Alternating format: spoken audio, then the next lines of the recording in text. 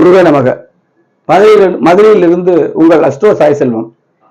இப்ப பார்க்க போறது வந்து இசை பற்றிய பதிவு. இசை எல்லோருக்கும் பிடிக்காதுங்க. இசை பிடிக்கணும்னா முதல்ல ஆர்வலர், இசையமைப்பாளர், அதை பார்த்துட்டு குரல் வளத்துக்கு என்ன சம்பந்தம் இருக்குன்னு பார்க்கணும். இசை குரல் வழியாத்தான் வெளிப்படும். அதுலயே சில நுட்பம் சொல்றேன். கிரக பாவக சுபத்துவம், என்னுடைய பேராசான அவர்களே கிரக சுபத்துவ பாவத்துவ கோட்பாடு உணர்ந்ததுனால அனுதினமும் நொடிக்கு நொடி அந்த சிந்தனை இருப்பதால இந்த கருத்துக்கள்லாம் வருதுங்க. இன்னும் ஏராளமான கருத்துக்கள் இருக்குது. ஒவ்வொரு வினாடியும் ஒவ்வொரு கருத்துக்கள் உதிக்கிறது. இப்ப சொல்லப்போது இசை சம்பந்தம். இசை எல்லாருக்கும் பிடிக்காது. லக்கணத்துல சனி சபா உள்ளவங்களுக்கு பிரச்சனைகள் இருக்கும். வாழ்வியல் பிரச்சனை இருக்கும்போது எங்கிட்ட இசையை தருவாரு. இடைவிடாத பிரச்சனை இருக்கும்போது அதுக்குள்ளதான் சுத்தி சொல்லணும் மண்ட மூளை. இப்ப இசை பிடிக்கணும்னா 3ஆம் இடம் தான் இசையை குறிக்கும். ஜோதிடத்துல சொல்லியிருக்காங்க. இசை ஆர்வலர்னா 3ஆம் இடம் சுபத்துவமா இருக்கும். மற்ற தொழில் முறையில போயிட்டாருன்னா அதுல போயிடுவாரு. ஐடி துறையில இருக்கலாம், இன்ஜினியர், இசை பிடிச்சவங்க இன்ஜினியரா இருக்கலாம், மண்பானை செட்டி செய்யறவரை கூட இருக்கலாம், டீ கடை வச்சு நடத்துறவர், பார்பர் ஷாப் பாருங்களேன், முடிதிருத்தும் நிலையம், அவர் கூட சில இடத்துல பாத்தீங்கன்னா அந்த கடையில எந்த நேரமும் பாட்டு போட்டுக்கிட்டே இருப்பாங்க. அந்த ஓனருக்கு பிடிக்கும். இதெல்லாம் இசை ஆர்வம் எல்லாருக்கும் பிடிக்காது. சில பேர் இசை கண்ட வெறுத்து ஓடுறவங்களாம் இருக்காங்க. இப்ப இசை பிடிக்கணும்னா லக்கணத்துல சனிசபா இருக்கக்கூடாதுங்க.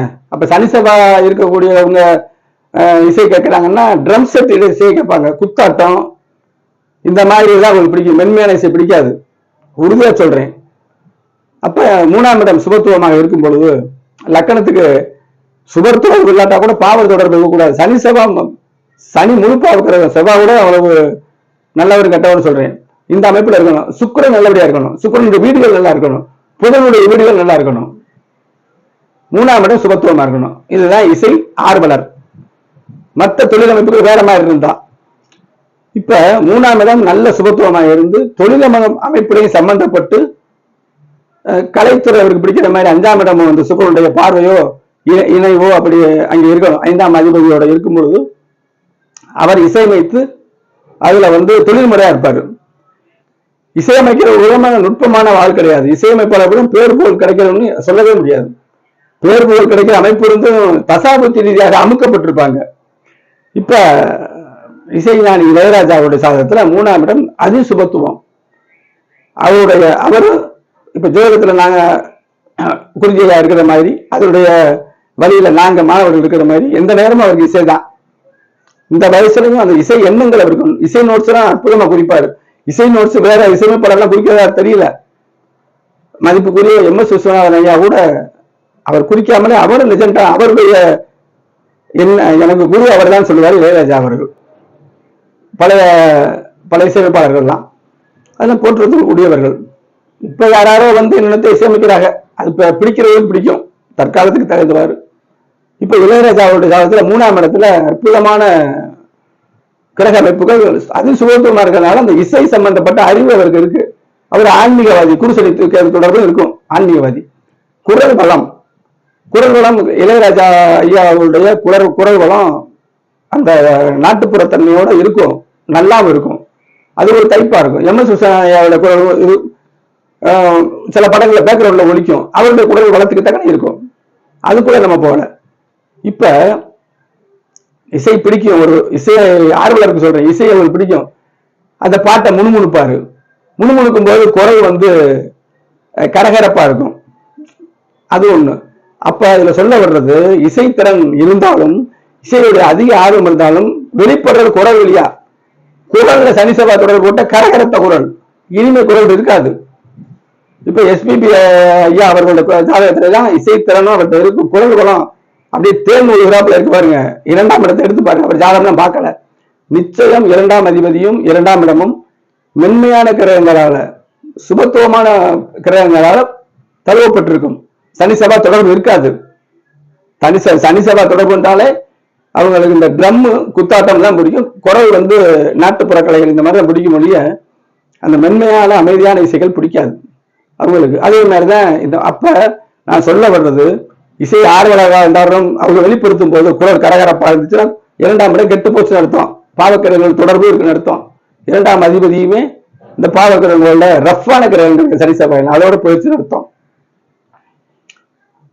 அப்ப தொழில் அமைப்புலையும் இருந்து இப்ப பானுமதி அம்மா லெஜெண்டானவங்க, அவங்க அவர் அஷ்டாதாவணி அப்படி சொல்லுவாங்க. பாட்டு எழுதுவாரு, பாட்டு படிப்பாரு, இசையமைப்பாரு, குரல் அற்புதமா இருக்குமே. மதுரை விளம்பரத்துல எல்லாம் ஒரு சில அம்பிகாபதி இந்த மாதிரி படங்கள் எல்லாம் கணீர்னு இருக்கும், அது உண்டு. அதே மாதிரி இந்த குரல் குலம் மென்மையானவங்க, கண்டசாலா அவருடைய குரல் ஒரு டைப்பா இருக்கும், அவங்க இசையமைப்பாளர் தான். ஏஎம் ராஜா இசையமைப்பாளர் கூட பாடல் அப்படியே வந்து மனதை உருக்கக்கூடிய அமைப்பாக மென்மையா இருக்கும், பெண் குரல் மாதிரி தழுவி இருக்கும். இப்படிதான் இருக்கு. அப்ப என்ன சொல்ல வர்றேன் முடிவா, இசை திறன் வேற, இசை ஆர்வம் வேற. இசை ஆர்வம் வந்து நல்ல சுபக்கிரகங்கள் இருந்தா தான், சுபத்துவம் இருந்தா தான் அந்த ஆர்வமே வரும். சனிசபை தொடர்புண்டா அந்த இசை ஆர்வம் கொஞ்சமா குறையும். குரல் வளம், இசையுடைய திறன் வேற, குரல் வளம் வேற. குரல் வளத்துக்கு அது சம்பந்தம் இல்லை. இசைத்திறன் உள்ளவருக்கு பூரா குரல் நல்லபடியா இருக்கணும்னு அவசியமும் இல்லை. ரெண்டுமே சேர்த்தவங்களுக்கு குரல் வளம், இசையமைப்பு திறனும் இருக்கும், இசை ரசிகக்கூடிய ஆர்வம் இருக்கும். குரல் வந்து இரண்டாம் இடத்து அதிபதி. நம்ம வாய்வழியா அந்த இசைத்திறனை வெளிப்படுத்துறது வந்து குரல் வழியா தானே. அதுல பாவ தொடர்பு இருந்தா குரல் நன்றாக இருக்காது. இவ்வளவுதான், அதுக்கு சம்பந்தமே இல்லைங்க. இது எதுக்காக சொல்றேன்னா, இது ஒரு பெரிய விஷயம் இல்லைன்னு நீங்க நினைச்சாலும், என்னுடைய ஆசானுடைய கிரகபாவ சுபத்துவத்தை பல விதத்தில் வெளிப்படுத்தணும். சில விஷயங்கள் இப்ப நிறைய இருக்குது. அதான் நம்ம சுபத்துவ பாவத்துவ சூட்சும உள்ள அமைப்புலதான் ஜோதிடமே இருக்கு. தனிப்பட்ட பலனாக இருந்தாலும் சரி, கோச்சார பலனாக இருந்தாலும் இதை தவிர வேற எதுலையும் பலன் இல்லைங்க. சாரம் சந்திரனுக்கு மட்டும்தான். சுபத்துவம் இதுதான் ஒரு நல்ல அமைப்புங்க. ஜோதிடம் அதில தான் சுற்றுச்சூழல் இருக்கிறது.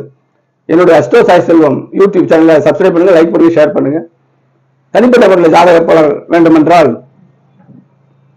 இந்த திரையில தெரியக்கூடிய வாட்ஸ்அப் நம்பருக்கு தொடர்பு கொள்ளுங்க.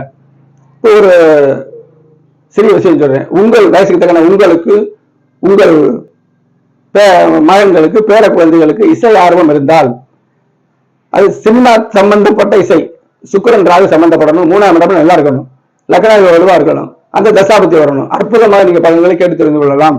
கலைத்துறையில் பிரகாசிக்க எப்படி இருக்கணுங்கிறத கூட நீங்க கேட்டு தெரிஞ்சு கொள்ளலாம்.